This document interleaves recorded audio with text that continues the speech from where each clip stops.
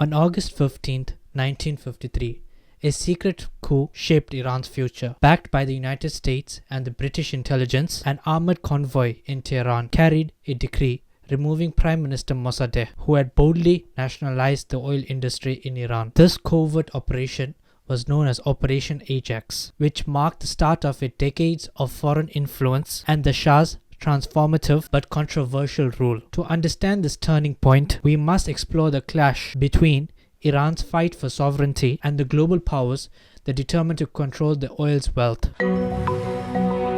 On August 15, 1953, an armored caravan weaved through the streets of Tehran.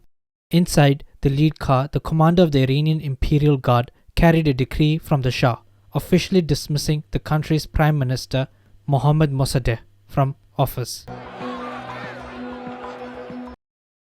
The military action culminated months of secret planning by British and American intelligence agencies as part of a plot to overthrow the Iranian government.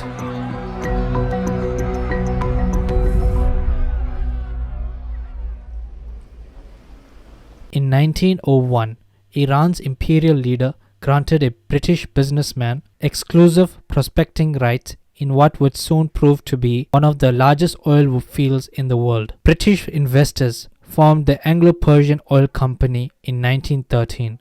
The British government purchased a majority stake in the corporation. By 1920, nearly 1.5 million tons of oil being extracted by the Anglo-Persian Oil Company was generating huge profits for Britain, while Iran received just 16% in royalty fees. To many within Iran, British control of the country's oil wealth was becoming intolerable. Mohammad Mosaddegh was elected to a seat in parliament in 1943 as a champion of the Iranian self-determination and known for his outspoken criticism of British control of Iran's oil industry. By 1951, Iran's parliament voted to nationalize the oil industry and elected Mossadegh as prime minister.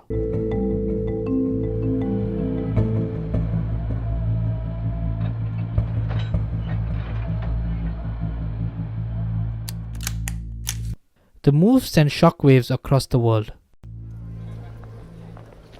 The British responded by freezing Iranian assets held in British banks and imposing economic sanctions. But as those efforts stalled, British intelligence agents began conspiring to overthrow Mossadegh. In early 1953, they found a receptive partner in the newly elected Eisenhower administration, increasingly concerned about the communist influence in Iran. At the urging of the Secretary of State John Foster Dulles and the CIA Director Allen Dulles, President Eisenhower agreed to a covert operation to overthrow Mossadegh and put the Shah in control. The plan was codenamed Operation Ajax. 37-year-old CIA agent Kermit Roosevelt ran the operation.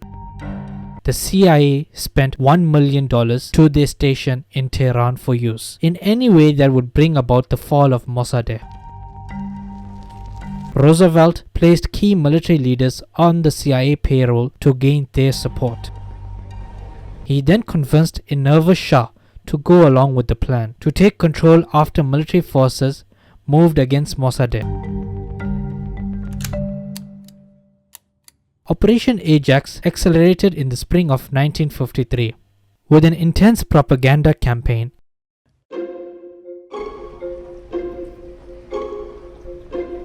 The CIA bribed newspaper editors and religious leaders to denounce Mossadegh.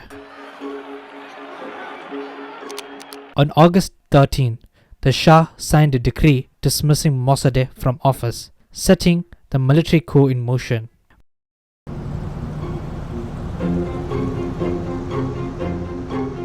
When Mossadegh got wind of the plot, he briefly managed to upend the operation by capturing the military commanders sent to arrest him. The next day, pro-Mossadegh demonstration took place in Tehran.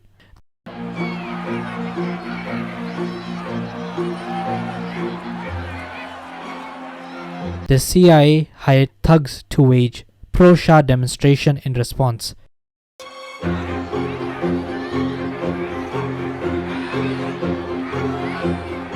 After days of protest and street fighting that left 300 people dead, the capital city was in chaos.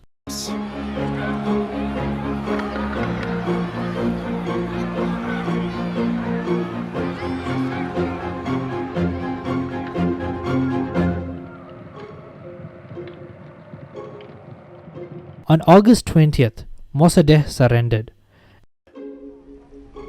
An American-backed general became the new prime minister to form a government that expanded the powers of the Shah.